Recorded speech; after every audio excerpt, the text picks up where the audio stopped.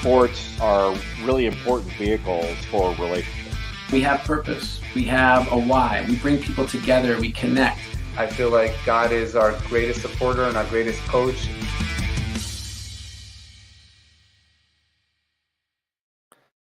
Welcome to Rabbi on the Sidelines. This is Rabbi Sherman from Sinai Temple in Los Angeles. This week we're joined by a legend in the journalism field of sports. But beyond sports, he really speaks about how sports intersect with a larger section of all of society, whether it's culture, religion, or arts, or any story that often we don't hear about, but is really the breaking news of the day. Kurt Streeter, originally of ESPN, the magazine, the Los Angeles Times, New York Times Sports of the Times column, and if you didn't know, captain of the UC Berkeley tennis team. Kurt, it's great to have you on Rabbi on the Sidelines. How you doing? Thank you, Rabbi. I appreciate it. Thanks for the nice introduction. Of course. Let's start with the UC Berkeley tennis team. What was your journey to tennis in a world that, and it's Wimbledon right now. So why the love of tennis, and maybe how can the U.S. show tennis a little more love today than it really gets? Yeah, it could. Well, first of all, if it produces about 4 Roger Federers, then I think maybe things will change. But we'll see. We'll see. My journey in tennis is sort of a long one that really starts with my father, who was an athlete in the 1950s. Actually, starting in the late 40s, early 50s at the University of Oregon. So my dad was one of the first black basketball players to play at the University of Oregon. And so go Ducks. And he taught himself how to play tennis while he was on campus. And then he played some AAU ball, which at the time was kind of like developmental league, let's say, in the modern parlance, in basketball for a couple of years, continued on in his tennis journey, became a complete tennis junkie, and then taught myself and my brothers the game. But a pivotal moment for me was when Arthur Ashe won Wimbledon in 1975, and I watched that match with my dad. And I just, the second I had always known and watched Arthur play, and he was kind of a hero in our household. And when he won, and first of all, when he stepped out on that court at Wimbledon, and with the whole look, the afro, and he just looked so cool and so suave. And I just decided that I wanted to do that. I wanted to try to become a great tennis player. My goal was to become a professional. I was a professional, but eventually played after my time at Cal. But basically low level pro. I didn't quite make it to the level that I originally wanted, but I was very happy with my overall career. And playing at Cal so much really so that you in fact named your son Ash, I believe. Exactly. Yeah. So my young 12-year-old son is named Ash, A-S-H-E. As it happened, throughout my junior career, I was one of the better players in the Pacific Northwest, where I grew up, for most of my time as a junior, starting when I was about 12. And then I was a nationally ranked junior for several years as well, 16, 17, 18 years old. Arthur Ashe had a habit of helping almost all of the top young black players that he could. Mm-hmm. They're not too many of us, really. But he reached out. I met Arthur. He reached down and ended up helping me to attend the Nick Bollettieri Tennis Academy, which is the academy in Florida where a lot of the great stars came from in the 80s, and it's still going. It's the IMG Academy now. So he helped to fund my time at Bollettieri's, which was about half of my senior year of high school. Oh wow! So there's a great story of me when I'm about 16 years old, and I get a phone call in the evening as I'm studying, and it happened to be Arthur calling me directly to just tell me that he was doing all he could to try to get me to Bollettieri's. So, well, pretty neat. Yeah. One of the great phone calls that I got was from Kurt Streeter, and that was a couple of months ago, because I read your column in the New York Times. Before I read it, I got sent that column from many of my members who knew my passion about sports, but also about faith. And that article was about It's about during the Damar Hamlin times, but it was called "In Troubled's Time: The Sports World Offers a Necessary Salve," and was about this intersection of religion and sports. And I reached out to a good friend of this program, Gary Belsky. I said, "This guy worked for ESPN the magazine. I bet you know him." And within minutes, I was connected with you, and you took time to actually share your own story as well. So we're gonna just go through a few of your articles that I got to read over the many, many articles that you've gone through different publications, and talk about how you come up not simply with topics, but trying to tell a bigger story to an audience that is not just looking for what actually happened on the court that night. And so let's talk about that story. Damar Hamlin happened. You're looking at sort of January through March, and there's different aspects of faith happening in the sports world. How do you bring that to our attention through this article? Well, first of all, I mean, I'm always I'm always intrigued by the human condition, and when people are at their lowest moment, and I call them strugglers and stragglers. I just zone in on that, and to see a young man nearly die right before us that evening with Damar, it was very, very tough for the entire nation really to witness. So I just need I knew I had to weigh in. I was asked to weigh in by the paper, and I just tried to bring a different perspective outside of well, gosh, when is he going to come back? I just cared about him, and then also how we view sports and how we should think about it when in football, a sport that it can literally be life or death, and or people being maimed, or CTE and brain trauma and all those things that I think many of the players that we see today. Granted, there's been great progress made on the concussion front. I think it's almost certain that many of the players in their future lives will be struggling with traumatic brain injuries that they're dealing with now. So I just knew I wanted to get in there, and that kind of thing is just right up my alley. Then I went to Buffalo for the first Bills game after he was injured, and wrote about that. I just tried to stay on point with everything that was going on. That was kind of amazing to think about. Really, the entire nation was really kind of transfixed on this one player and his circumstance, and then he makes this miraculous recovery, like literally almost a miracle. And now he's playing again, ready to go. Who would have thought that? Who would have thought that? So when you say get in there, right? When you did your piece on Jameis Winston, you said that you spent 2 months with him. Yeah. And when you did these pieces on Maya Moore, and in her own book with Jonathan Irons, they speaks about the trust that you have, or the trust that they have in you. How do you build that trust? And there's also a different thing that you write, or you've actually said in some interviews, that you bring out empathy in the stories, even when sometimes you're not as complimentary to the athletes as they would like. So how do you build that trust while having them understand that not everything's going to be, the perfect picture, that there will be some ups and downs as well? Yeah. Well, I guess the issue for a story like the Maya Moore story, or many of the stories that I've written where I really take a lot of time, that's a bit different than writing a column, which I've been writing regularly. As probably many of the people listening to this and watching this know, there's some pretty big shifts at the New York Times. So I'm going to be moving on to other things soon, and we can talk about that if you want. But I just try to, I guess I'm just one who really cares about people. I try to as much as possible, and that's why I got into journalism, like to really try to understand people, and to try to connect with them. I've always considered myself an outsider in life. I'm biracial.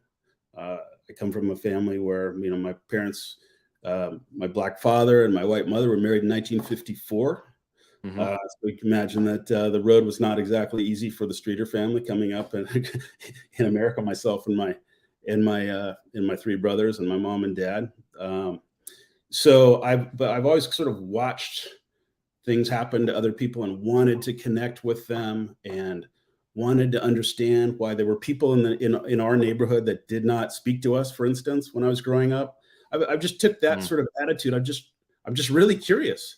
And I think when you show people you are genuinely curious about their life, that allows a connection to build. And with my, I mean, so there, it's almost indescribable how it's just a feeling, I think, that you can bring to people that you really care about them. I really cared about Maya, and I really wanted to know. I wasn't there to, write some big expose about her. I wanted to know why she was retiring and trying to help this, one of the greatest women's basketball players, one of the greatest basketball players, period, retires in her prime to help an inmate get out of prison because she felt that he was wrongly convicted. And there was more to the story, of course. But I think, and now married with their child, which is amazing. Yeah, exactly. I think that they could see, hopefully they could see my care and that I was really diligent about telling their story and doing it right. I think with people like Jameis, I was with Jameis Winston for several months in the run up to the NFL draft. At the time, I mean, he's always been somewhat of a controversial figure. I because of some of the things that had happened with him regarding women while he was in college, and people can research that. I didn't shy away from writing about that. He knew that. I still cared and tried to understand his story as best I could. And I think he just really appreciated that. In my background too, I'm lucky enough to come from a middle-class family. My dad was very successful in business as an architect. He was an architect here in Seattle, where I live now. But I do have family members that really, really struggled. I have family members that were in prison. I have family members that have struggled with addiction. I have family members who died of addiction. I feel at a very visceral level that, a connection with people that are on the outside of society, pariahs. When I was a kid, I would go, I have spent Thanksgivings visiting family members in prison when I was a teenager. So that gives me, I think, and yet I love these people, and I love my cousin who died of addiction on Skid Row. I think that allows me to wade into territory with people who many people in society would want to banish and completely let go of and pretend that they don't exist. So one question is about the Maya Moore story about faith, and the other question is about your journey to sports journalism in specific, because you didn't start there. It's not like, oh my gosh, I want to be the next Dick Vitale, I want to be the next Al Michaels. Actually, you started journalism covering crime in Los Angeles, covering religion. And so, and in those crime aspects, I read an article that you talked about how you, after, I believe it was in a capital punishment case, that you went to go meet the victims of the families, or the families of the victims. Any crossover between those? What do you bring in terms of journalism to both of those aspects that also are brought to the general reading public that, as you said, can bring empathy and learn more about people? Well, yeah. First of all, I did not start out trying to be a sports reporter. I actually spent much of my early career really trying to not go over to sports because I felt like I felt like people were expecting that I would be would only want to do sports. I'm a black guy who's big and athletic and played sports.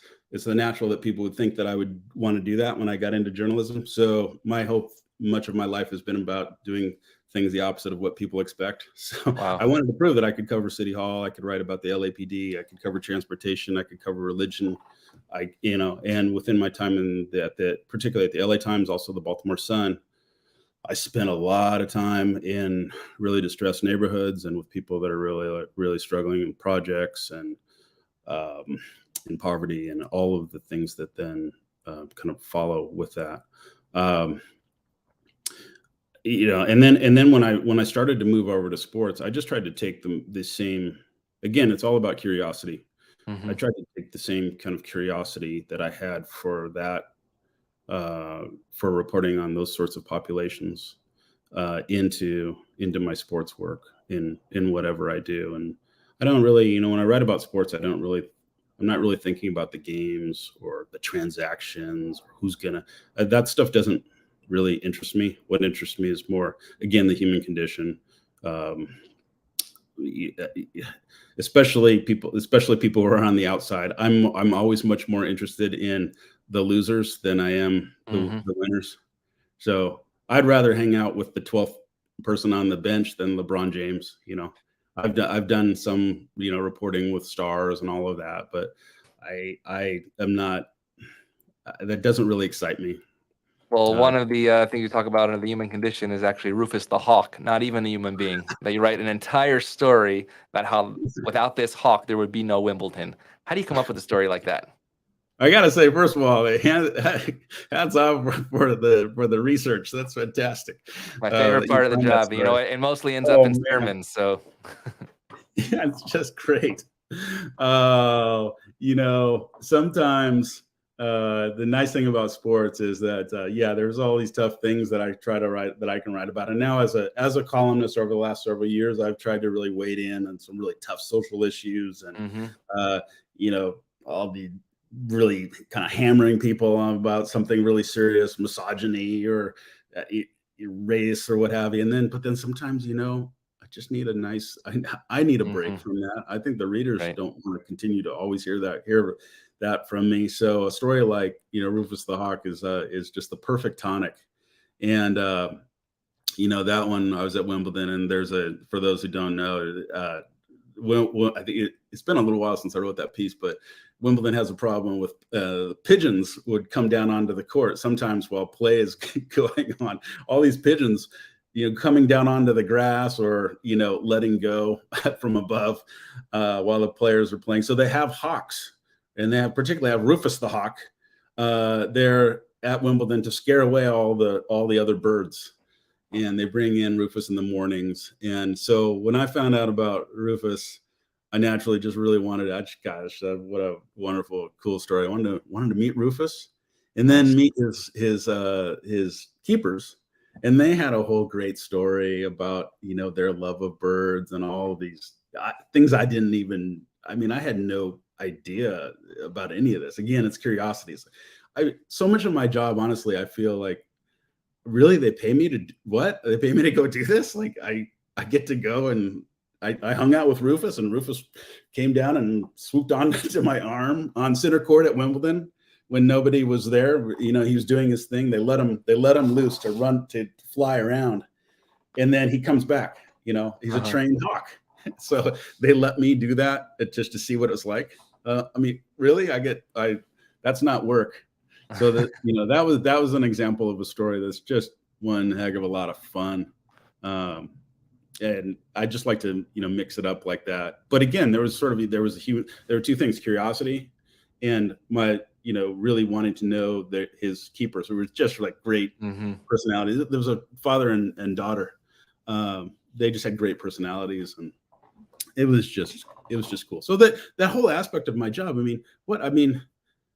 the things that I've been able to see, and I'm not a foreign correspondent that's done war coverage or anything, but my God, I've seen, hang out with Rufus the Hawk at Center Court Wimbledon. I've witnessed a execution at San Quentin. I've been with, Rodney King shortly before he died.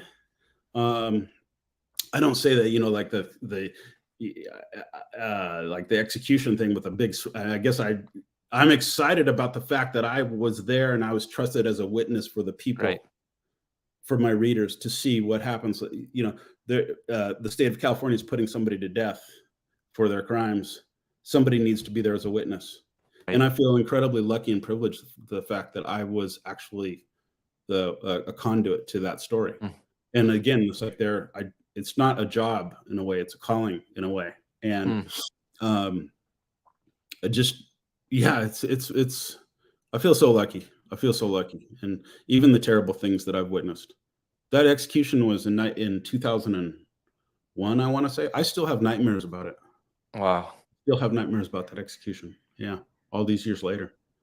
And I And spoke then- to the guy that was David Lee Massey, who was executed. Spoke to him on the phone a few days before he was put to death. And I also wrote about the victims. And I spent a lot of time with the victims, or the families of the victims. These were two murder cases. It's interesting that you're bringing these cases and stories up years later, right? In the moment, they're quote unquote breaking news. But there's a great book by Jen Maxfield. She's with the NBC New York, and she wrote, I forgot the title of the book most recently, but she revisits the story 20 years later, what was breaking news then, and sees those stories, what's happening to those people now. Are there any times when you go back to either those people or those stories and seeing what happened to see maybe you made their lives or their neighborhoods or our communities just a little better by what you did, as you said, to witness that human element and curiosity at those times? Well, something that I'm doing actually right now, and I hope to, we'll see exactly where it publishes with everything that's going on at the New York Times right now. I will have a job, and I believe I'm going to land very well.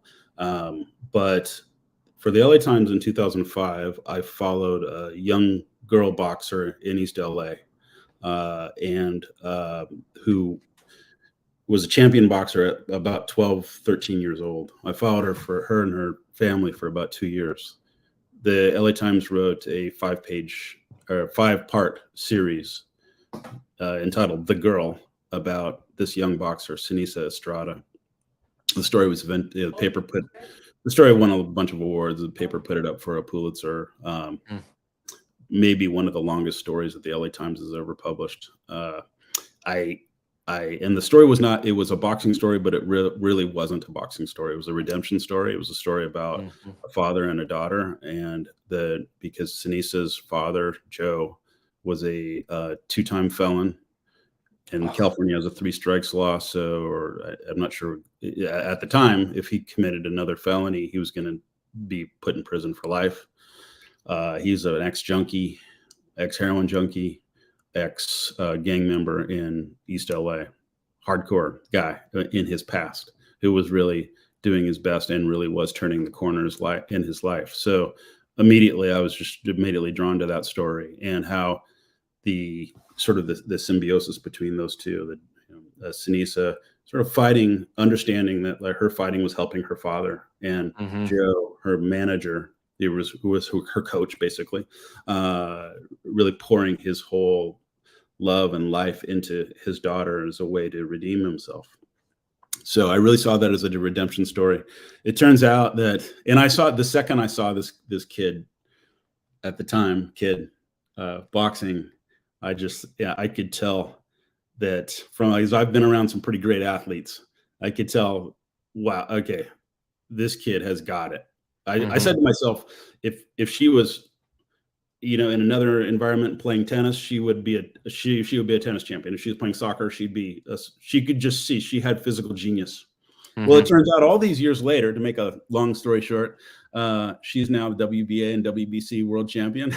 Wow. 31 years old now, and fighting in women's boxing, which is starting to take a bit of hold. And she's leading cards so she's the main attraction on several fights, and she's fighting for hundreds of thousands of dollars.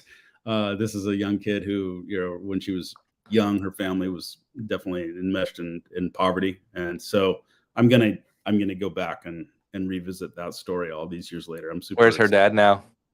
And her dad has done great.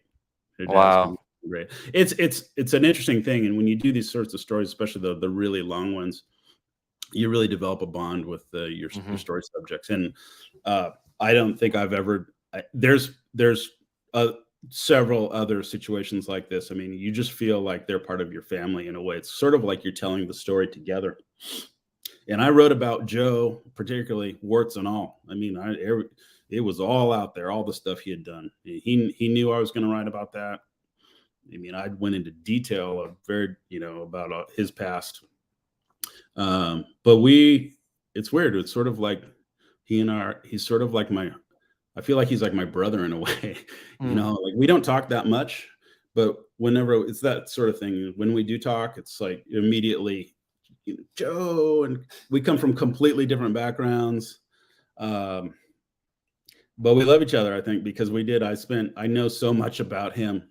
And the same thing with Sinisa. I feel like I care for her like she's my niece. Wow. Like she's my young niece. And so it'll be a little different. This is going to be the series was very personal. I was in it. There were times, like, for instance, Joe and I got attacked by a gang member at one point when we were at the gym in East LA at Hollenbeck Gym. And I wrote about my, me ducking the guy was throwing chairs and at Joe, and I wasn't sure if there was going to be some guns or I was pretty scared. So I was in that, and I hope to also write this follow up from my perspective, and also some of my concerns about boxing now, because in 2005 I didn't know as much as I know now about CTE and brain trauma, and now I look at boxing a lot differently than I used to.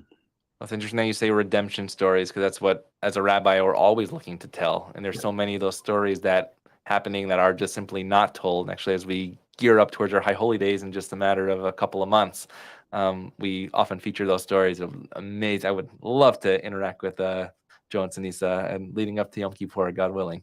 But let's go to Maya Moore, because that's another redemption story in a different way, that she was the redeemer and not the redemptee, and faith.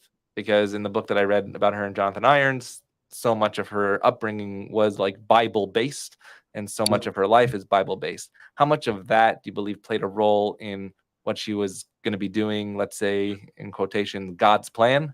And sometimes God's plan works, and sometimes God's plan doesn't work. So how much of faith was based in that story, and how much did you focus on that based on your previous role as religion journalist? Faith was absolutely huge in that story. I just think it's a motivating factor for basically everything that Maya Moore does. And she grew up in that kind of household with her mom, and her mom and the family that surrounded them as Maya was a kid. Very, very Christian. I don't know if they would call. I'm not sure if they would call themselves evangelical. It was in the book, they used that word, so yeah, definitely. So really that is their guide, absolutely. And I think it just motivates them to just live their life on a daily basis. So when Maya's family met Jonathan Irons in what was basically a prison ministry. It was her, as I recall, and maybe it's been a while. It was her great uncle and other family members who were going into the prison to teach music and to help to meet with prisoners. Of course, there was a religious Christian element to that. They met Jonathan. They heard his story. They became very close to him. They started to look into his claims of innocence, in a very serious way, almost like private investigators themselves. And they started to really believe there was something wrong here with the case. And Maya initially, pardon me if I mess any of this up again, it's been a while since I thought about the story, but she initially met Jonathan when she went in with the ministry. I think she was right before she went off to UConn, and they were friends for years, where they stayed in contact. And so even literally the apparatus for them meeting was religion. And so that's very Maya Moore. That's very much her family. What was amazing to me was that while I'm reading this book, I'm playing out my own life, watching UConn win championship after championship. I'm from Syracuse, so UConn was in the Big East with Syracuse those days, and watching her just kill it on the floor, totally not understanding that she's having this not opposite life, but parallel life of faith trying to redeem this person. And then not until I saw the ESPN documentary just a year ago and picked up that book that I was like, oh my gosh. I mean, the ability, and that's where I think this intersection of sports and faith, this ability for sports to activate athletes to be redeemers, I think is something perhaps, maybe you've seen this more than me, that athletes don't even know the power that they have and how they use that power. What's your thought on that?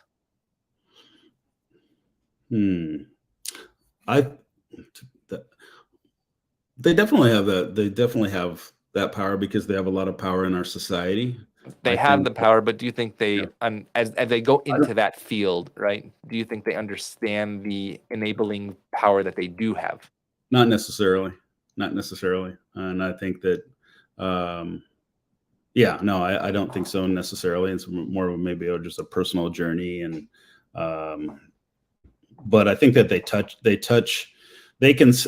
certainly can sense it in a lot of cases, just even large and small, when they see the changes that they can make in society. And I'm thinking, well, you're in LA, somebody like Clayton Kershaw and the work that he does there. I don't really know all that much about it, but I know Clayton is very involved in the community through his faith. He's evangelical Christian.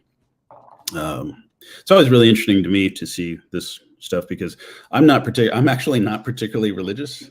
I guess I'd describe myself as like a agnostic Christian Buddhist, super interested in Judaism, super interested in Islam, friends from every faith. I mean, that I really respect faith, but I also am partly like sort of like repelled by aspects of it. But even though I'm some of it, I'm like, I don't know.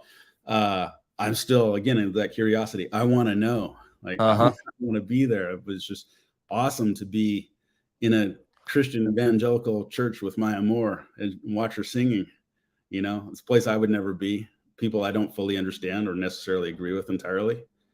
I still want to like connect with them. To be with rabbis and those, for instance, I think you might have read the stories I wrote about Rabbi Bierman in LA. Be with him, at his synagogue, and I think probably in terms of worldview, I'm much more aligned with somebody like him in his synagogue, but still, as a total world that I don't know. Oh man, I just love every part of that. I just love. And so the way that you just described yourself, actually, I see this image of a boxer sort of like going to the punch, but then also backing up and going and backing up.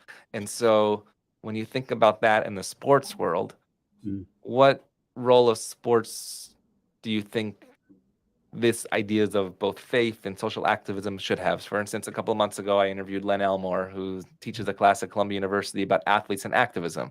During the NBA bubble, we see Black Lives Matter on the court and on the jerseys, equality for everybody. We see different rainbow symbols happening in the sports world. And so at the other hand, my good friend Dan Schulman, ESPN, says, you know what? I'm just here to give America an escape of everything else and just play the game. And so where is that balance? Especially, you wrote a beautiful piece and an important piece, the 1619 Project, about race in the NBA.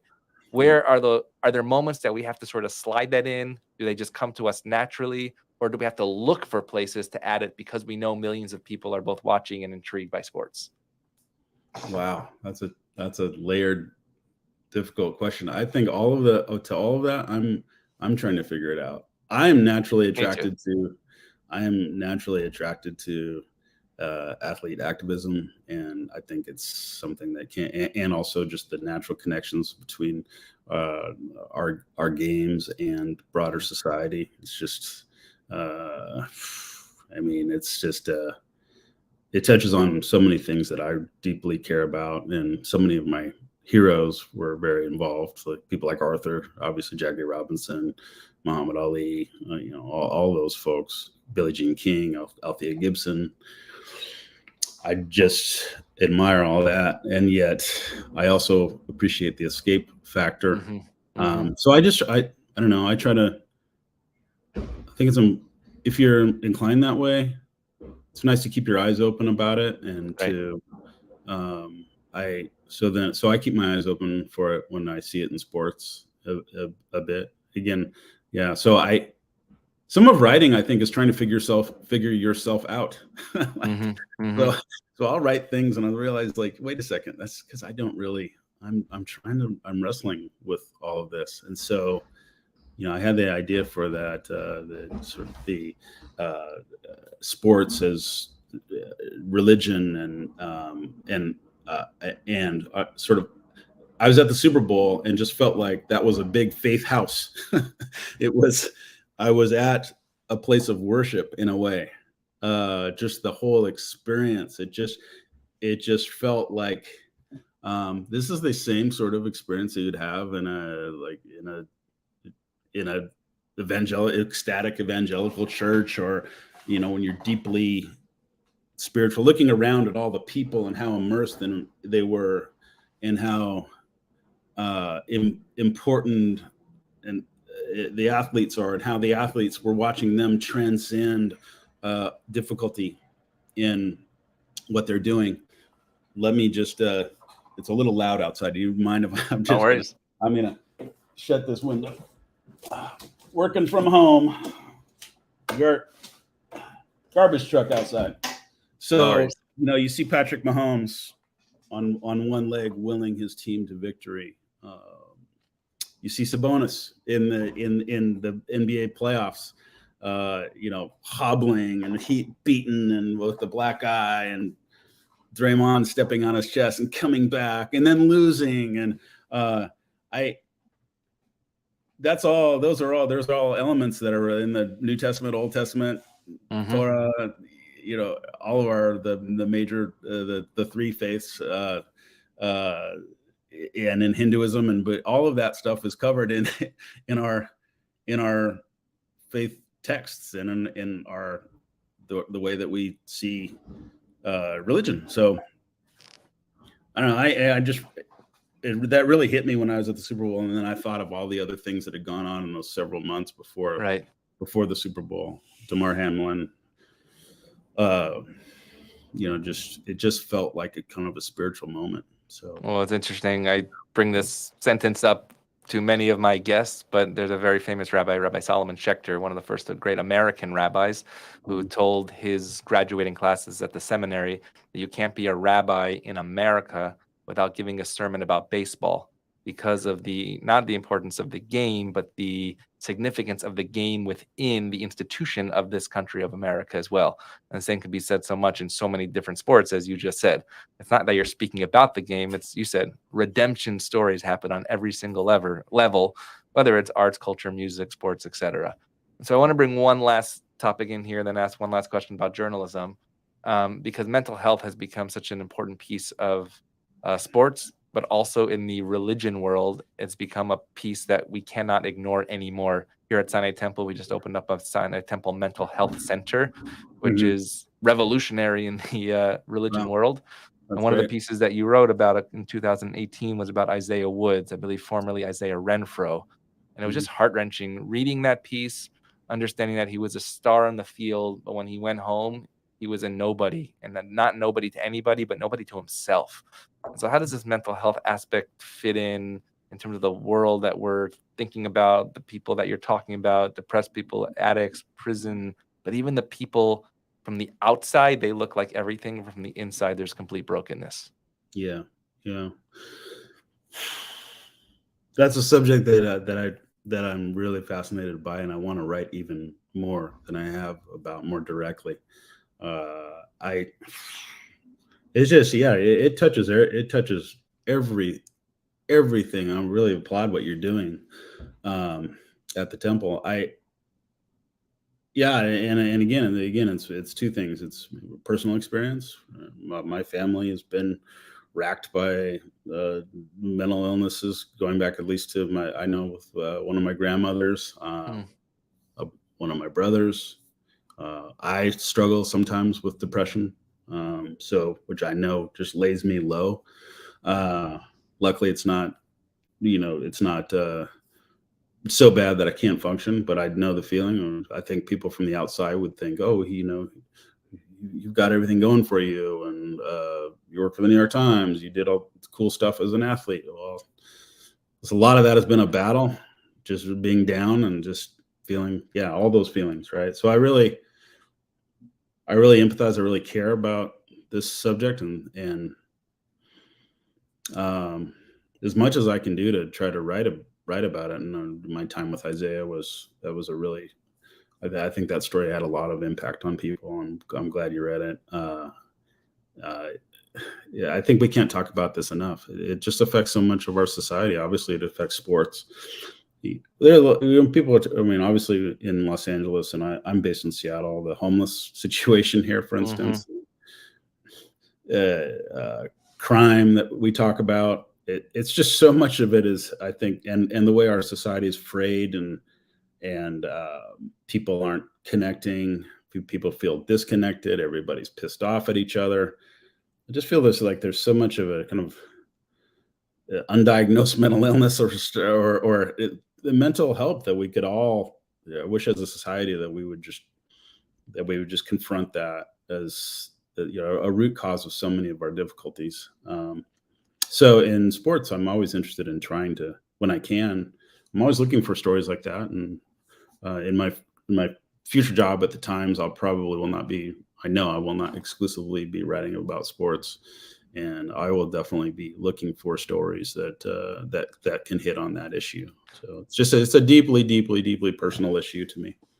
Actually, my mentor, Rabbi David Wolpe, said that spirituality is done alone, religion is done together. And I think that sentence encompasses how you talked about the religion of the good and the religion of the bad.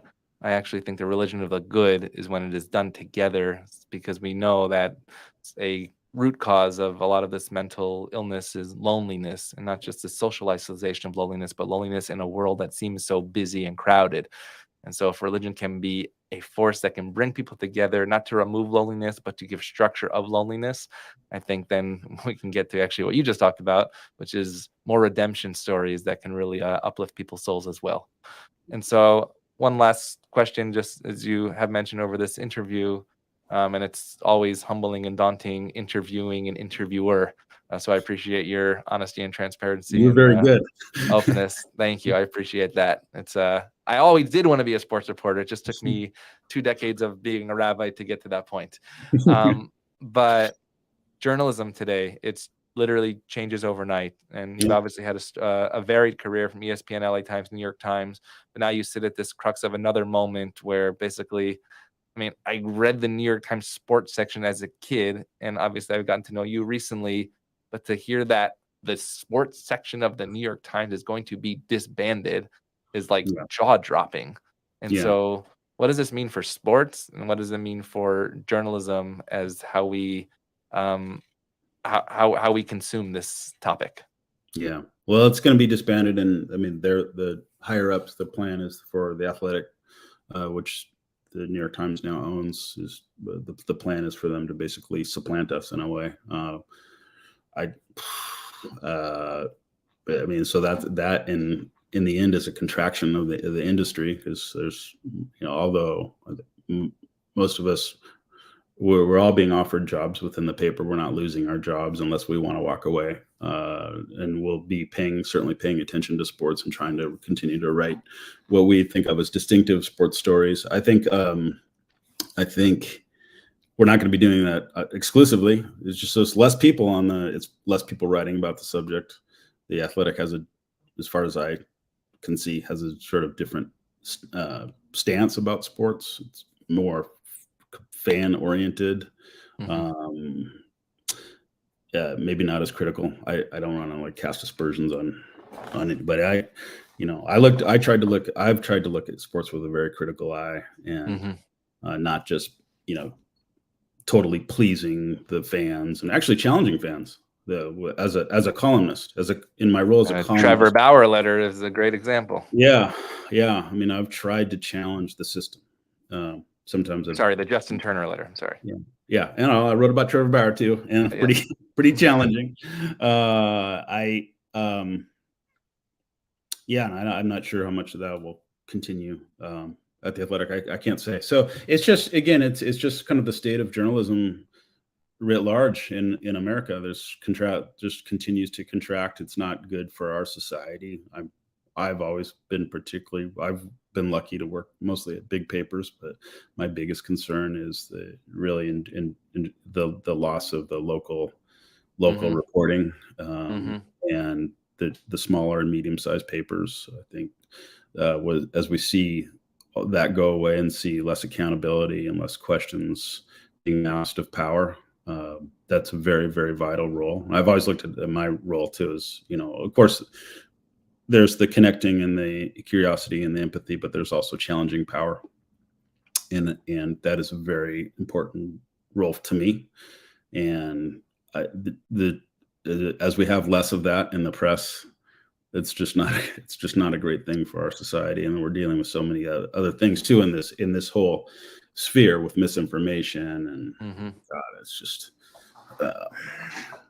it's a tough one. It's a very tough blow. It's been a very tough 2 days. I'm trying to smile through it, but even beyond 2 days, because we've known about this for a while. But also not entirely unexpected that it would happen. So hopefully, in the end, the paper will be successful and the readers will be served well. And it's one of those things.